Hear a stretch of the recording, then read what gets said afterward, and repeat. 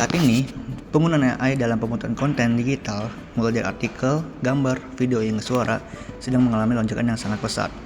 Kemudahan akses dan biaya yang murah membuat siapapun bisa memproduksi konten dengan cepat, hingga memanjari media sosial kita dalam waktu yang singkat. Namun sayangnya, fenomena ini juga memicu sisi gelap baru, yaitu markah penyalahgunaan teknologi untuk menyebarkan konten menyesatkan, yaitu seperti hoax dan deepfake. Banyak konten dibuat hanya demi mengejar viralitas dan interaksi, tanpa mendulikan kebenaran informasi. Akibatnya, masyarakat kini semakin sulit membedakan mana konten yang asli dan mana yang hasil manipulasi. Kondisi ini diperparah oleh rendahnya tingkat literasi digital di masyarakat, serta regulasi pengawasan yang masih belum matang. Oleh karena itu, peningkatan literasi digital serta kampanye penggunaan AI yang bertanggung jawab kini menjadi sebuah kebutuhan yang sangat mendesak demi menekankan dampak negatif pada teknologi ini. Oke, sekarang kita beralih ke target audience. Kampanye kita ini difokuskan di wilayah Kota Bekasi. Dari total 2,64 juta penduduk, terdapat lebih dari 170.000 remaja berusia 15 hingga 19 tahun. Angka ini merupakan potensi audiens maksimal kita untuk kampanye skala lokal. Tentunya dengan memperhitungkan persentase pengguna media sosial yang aktif. Namun, mengingat lokasi spesifik kegiatan masih dalam tahap penentuan, jumlah jangkauan realnya nanti akan disesuaikan. Sebagai gambaran kecil, jika kampanye ini dieksekusi di lingkungan sekolah dengan mengambil sampel 2 kelas saja, kita sudah bisa mengedukasi sekitar 60 orang siswa secara langsung. Lalu, mengapa kita menyasar ke kelompok remaja? Jika kita melihat pada data grafik, terlihat sangat jelas bahwa generasi Z atau Gen Z memiliki tingkat penggunaan AI yang jauh lebih tinggi dan mendominasi dibandingkan generasi milenial. Maka fakta inilah yang meyakinkan kita bahwa edukasi tentang AI akan sangat relevan dan tepat sasaran jika ditujukan khusus untuk mereka. Penggunaan AI tanpa panduan memiliki dampak ganda yang harus ditekankan dalam materi kampanye. Dalam hal positif, AI membantu siswa SMA di Kota Bekasi pada usia 15-17 tahun dalam membuat konten lebih cepat, kreatif, dan mendukung kegiatan belajar.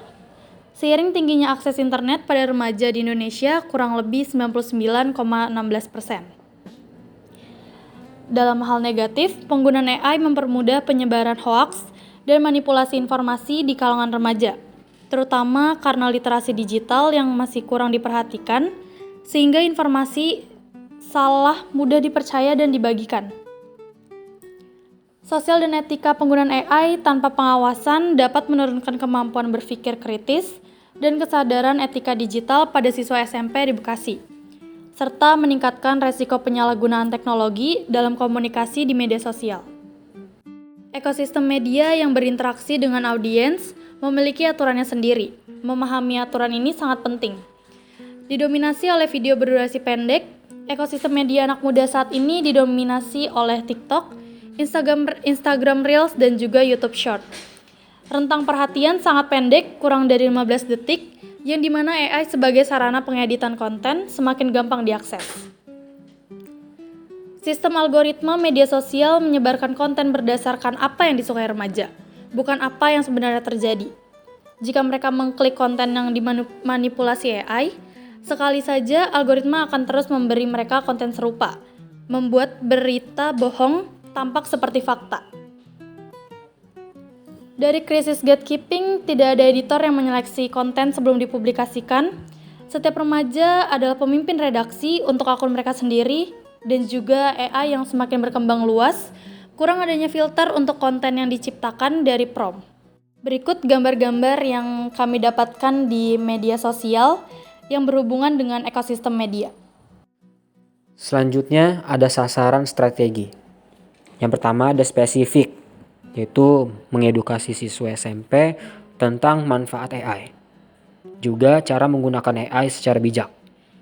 Yang kedua ada measurable, dengan mencapai peningkatan pemahaman, yaitu sebesar 40% yang diukur dengan membandingkan kuesioner pra-uji dan pasca uji. Yang ketiga ada achievable. Target ini dapat dicapai melalui penggunaan metode edukasi yang interaktif, seperti presentasi, diskusi, dan juga studi kasus hoax berbasis AI. Yang keempat ada relevan. Program ini relevan dengan kondisi saat ini karena penggunaan AI di media sosial di kalangan remaja terus meningkat. Yang kelima, yang terakhir ada time bound. Kampanye tersebut dilaksanakan, dievaluasi, dan dilaporkan secara lengkap dalam jangka waktu selama 3 bulan. Selanjutnya ada target audience. Pertama ada demografis. Mencakup gen alpha dengan usia 12-15 tahun, gendernya laki-laki dan perempuan, dan sering menggunakan AI dalam kehidupan sehari-harinya. Yang kedua ada geografis. Geografis ini kita mengambil dalam negeri atau Indonesia. Yang ketiga psikografis. Memiliki ketertarikan terhadap AI, penggunaan aktif AI, dan pengguna media sosial. Yang terakhir behavior, yaitu orang yang aktif menggunakan media sosial dan menggunakan AI yang dipakai untuk membuat konten. Pada poin key message, yang pertama itu main key message, bijak menggunakan AI. Yang kedua sub key message, bersama menggunakan AI dengan lebih baik. Yang kedua, sebelum diupload, difilter dulu konten AI-nya. Pada poin taktik, yaitu sosialisasi dan training, mengadakan sesi pemaparan menggunakan PPT. Aktivitas ini berisi bedah kasus nyata tentang manipulasi konten hoax buatan AI dan simulasi pengecekan fakta. Pendekatan ini dilakukan secara persuasif dengan bahasa sehari-hari remaja. Yang kedua itu event, dengan mengadakan simulasi penggunaan AI secara langsung kepada mahasiswa setelah sosialisasi, mulai dari pemilihan AI sesuai kebutuhan, membuat prompt, dan hasil dari prompt yang dibuat, memberitahu mana hasil penggunaan AI yang benar dan salah. Yang ketiga short video, membuat video pendek yang mencontohkan manfaat AI seperti pengenalan AI dan baik buruk penggunaan AI menurut penggunaan AI itu sendiri. Yang keempat yaitu media, menyebarkan materi edukasi sederhana berupa poster di media sosial seperti Instagram yang dimana melihat perkembangan views dari poster yang disebar. Yang terakhir adalah entertainment, menyelipkan permainan edukatif di akhir sesi sosialisasi menggunakan platform yang ada. Pertanyaannya berkisar pada materi baik buruk penggunaan AI.